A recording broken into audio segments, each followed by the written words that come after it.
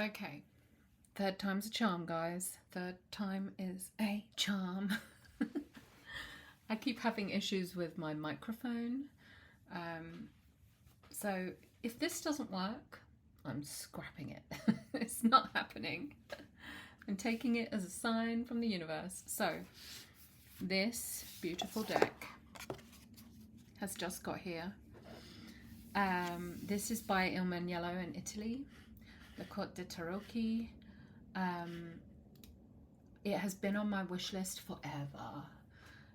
This one in particular because I just adore the illustrations on it. However, I did want a deck that was more historical, which is, you know, this was designed in 1999. It's not really a historical deck. It was designed with a medieval sort of point of view in mind. However, it is a 78 card deck. It is not a reproduction of an old deck. But the point of this video is to actually do a deck interview spread with this, because this is a pip deck. There's not, apart from the majors and the courts, the rest are pretty simple, and I don't feel like a flip through of pip decks is very, you know, entertaining. So I figured I would use this time to do a deck interview spread. I do want to say though that the Il Meneghello decks are just divine. This is my first one. It is uncoated cardstock. That, you know, there's no matte coating on it. There's no gloss coating on it. This is just printed on cardstock. The sharp edges and the quality of the print is just divine. I mean, it's a pretty chunky deck, as you can see. But I've heard good things about the Il Meneghello decks, and I finally caved. I treated myself. I got it in. It is a bit of a treat for me because obviously we're in the UK, and you know, by the time you've paid for shipping and everything, it could be pretty pricey. Not as bad as ordering in from the US, mind you, but still pretty pricey. So, however, this deck I think is €40. And considering it's handmade, that is just such a good value for money.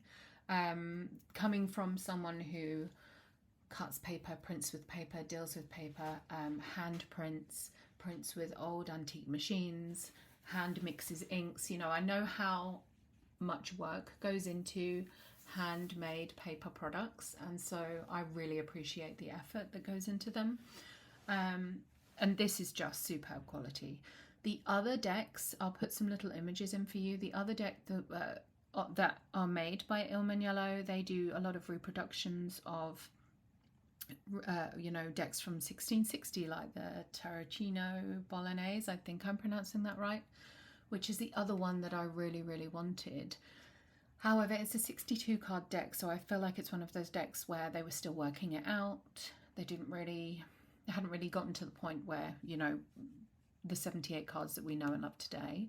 But also the thing that, despite the absolute beauty of the cards in the Tarrochi Bolognese, the thing that put me off it a little bit, which made me want to research that deck a little bit more, was the fact that it has 4 Pope cards in it. They replaced the High Priestess and the Empress with male Pope figures, and I felt like I wanted to know more about that before I committed to the deck.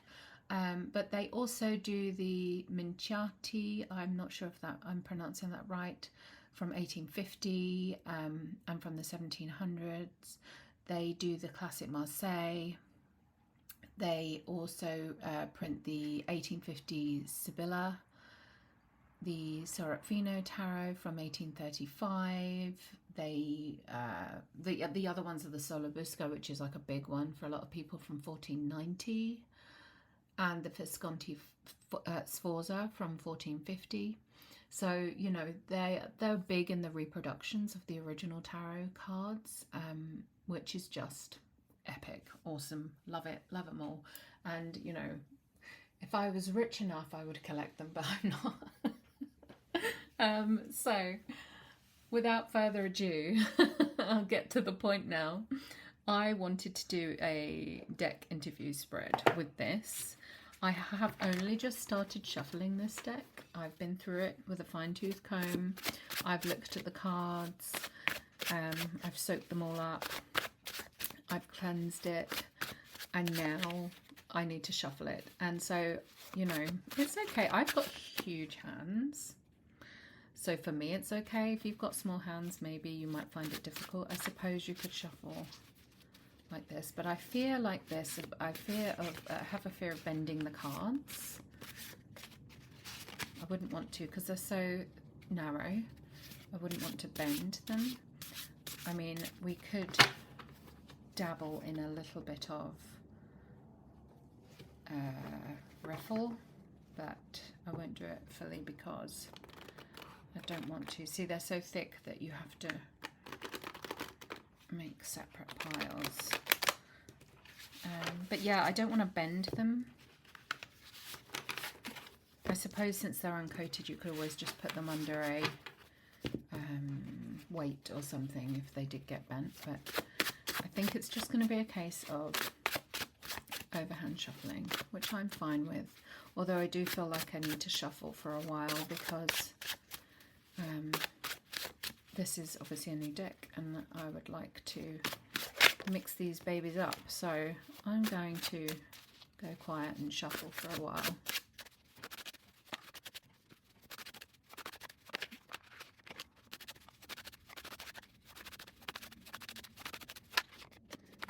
I love the shape of these cards. How beautiful are they? The shape of them. This is one of my favourite pips in the whole deck. Just gorgeous. One of the things that really spurred on, I already had it in my head to get like a beautiful antique feel deck. I would prefer, I'm going to get a copy of the Visconti Sforza at some point. That is on my list.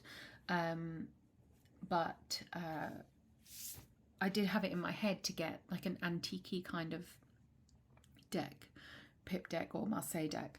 And then my obsession grew tenfold when I read The Cloisters by Katie Hayes. If you haven't read it, oh my God, it's like a dark academia, not really very dark, but dark academia / tarot magical book. It was suggested to me as a follow-up from The Secret History by Donna Tartt. It's a good book, it's a fabulous book, but in it obviously they're trying to find the original antique tarot cards, and so there's a lot of visual descriptions and imagery that comes up in the book for antique tarot cards, Renaissance tarot cards, and it just, I already wanted an antique deck and then I just really wanted one and I folded. I spent my money. I am now poor again. No, I'm playing. But yeah, this has been on the list for a while and I'm so happy I have it. Do I care that it's not reversible? No, not even remotely. I tend not to read with reversals unless they fall out and I turn it over and it happens to be reversed, then I don't tend to read reversals. So I'm not that fussed. This deck allows my tarot obsession to meet my printer / designer knowledge, brain, and it's just, yeah, gives me all the feels. So I'm going to bring up my, if I can find my mouse, sorry, I'm going to bring up my deck interview and we'll see how this goes. So, series of questions. What personality does this deck have?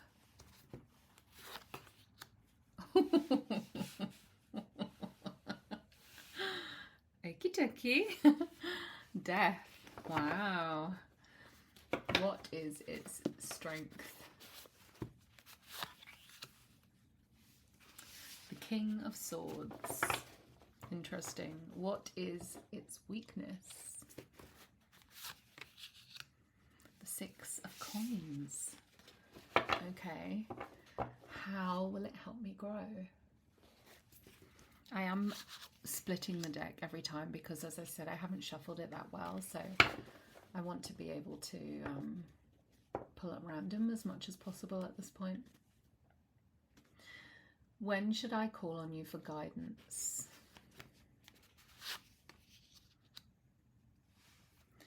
The Page of Coins. What is the best way to work with you? The Page of Cups. Okay. What will our relationship be like? These are always so interesting. The 2 of Coins. Love. Let me just move this about so it fits in the screen. They're supposed to be in 3 rows, but these cards are so tall that I don't think I would be able to fit them in the screen. So I'm just laying them out, doing what we can. Okay, 2 more. What is your opinion of me?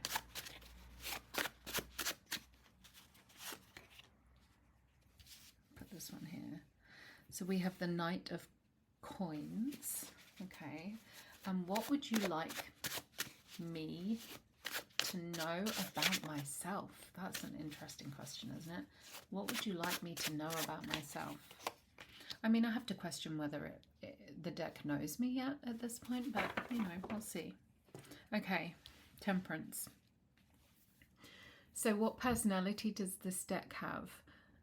OMG, the Death card. So maybe we're talking, it likes to release things that no longer work.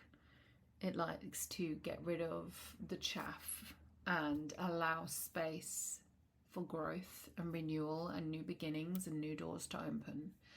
So maybe it's going to be a case of really, I suppose, moving on from, I don't want to say erasing because that's quite harsh, but allowing me to see what's no longer working. The strength of the deck is the King of Spades, King of Swords. So really logical, really clean-cut perspective.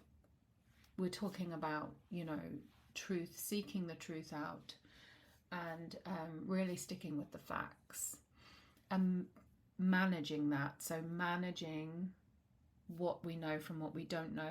The King of Swords always reminds me of a little, it's actually, I think it's called the Serendipity Prayer, or it's the Serenity Prayer. It's having the wisdom to know the difference between what you can change and what you can't, and only focusing on what you can change, basically. I feel like that's a very King of Swords kind of vibe.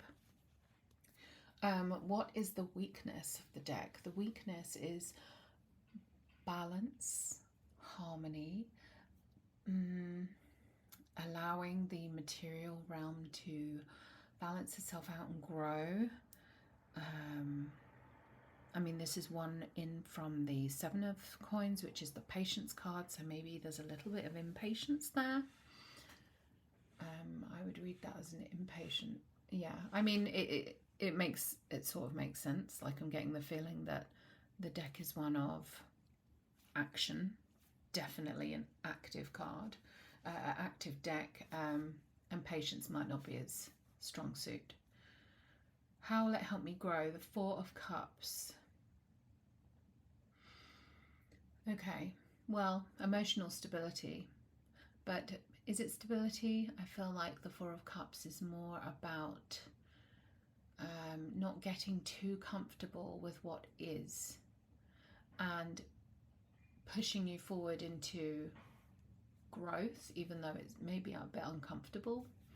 So there's certainly emotional space. It's going to help me with the emotional side of life by being really logical and truthful and honest about stuff, which is, and cutting crying the shit out. Okay, we're going really severe with the emotions. Okay, the next card, the Page of Coins, is when should I call on you for guidance? So when I'm starting new ventures, when I'm starting to create, I suppose it's not really create, is it? It's a physical, tangible world, so it is initiating upon the path of new spaces, new environments, new work, maybe health, but it's definitely the beginnings of things that are physical for me that maybe I don't necessarily attribute emotional attachment to. You can hear I've still got the dregs of the dreaded COVID. Well, I'm over it, but I've still got it. Sorry, my throat's going. What is the best way to work with you? The Page of Cups. So when I'm beginning to have emotions that I'm not entirely clear on, or when I want to address emotions that are coming up for me in my tangible world, health, work, home, general environment. What will our relationship be like? Two of Coins. I love the Two of Coins. It is one of my favorite cards. It's balance. I don't know. I say that it's one of my favorite cards. All the Two of Coin cards that I come across, they all seem to have a certain beauty to them. I'm really into circles. I know that sounds weird. I really love a circle. And I'm thinking of the Two of Coins and the Margaret Peterson. Just beautiful. And it's got this like footstep stepping forward into the next coin, which I just love. It's got a real earthy vibe to it. So we're looking at the Two of Coins as far as what will our relationship be. Grounded. I'm thinking grounded, balanced, real, and maybe pulling back to the Death card here, the element of knowing what to drop as well as what to keep. You know, if things get too much, as this is talking about balance a lot, so finding balance by, you know, either delegating or letting things go and focusing on the things that you really need, you know, need your attention. What is your opinion of me? We have the Knight of Coins. Interesting. So there's a seeking for tangible, I suppose, balance, which there is at the moment. There really is. I genuinely do find myself in a state of trying to sort out my physical world and not spread myself too thin. I'm constantly, you know, I'm looking after my dad at the moment. I have been for over a year now. He has Alzheimer's, social care involved. It's all a big mess. It's not so much a big mess anymore. Things are actually stabilizing with him, but it has been a big mess. And I think in my head, I'm always a little bit worried about him. And I find myself not wanting to commit to anything in case I have to drop everything and run to him. I would never not want to do that for him. So, yeah, I'm trying to balance between that. Also, the children are both teenagers now. They don't we know it. There's been a lot of physical world uprooting. I do feel like we're coming out of a tower year, definitely. So the Knight of Coins makes sense as far as being the seeker for a grounded physical space or a grounded physical existence. Really makes sense. And what would you like me to know about myself? Temperance. Oof. So either I'm as balanced as it's going to get, or I need to balance. But balance is definitely a strong point, right? It's definitely a focal point. What do I need to know about myself? Temperance. Balancing my emotions with my physical realm. Not allowing one to eat up the other. I think there's a call to reflect upon the elements here and how the earth and the water play with each other. If there's too much water, if there's too much emotion, it can really reduce the integrity of your physical life. And if there's too much earth and there's not enough water, there's not, you know, if there's too much focus on the physical aspects of your life and not enough emotional input, passion for what you're doing, an emotional attachment for what you're doing, then there's no room for anything to grow. So temperance is definitely a card that reminds me to balance and allow space for nourishment and growth. Allow, you know, if you have to live through those rocky moments, then that's fine, but you also need to retreat and replenish in order for things to still happen and grow and move forward.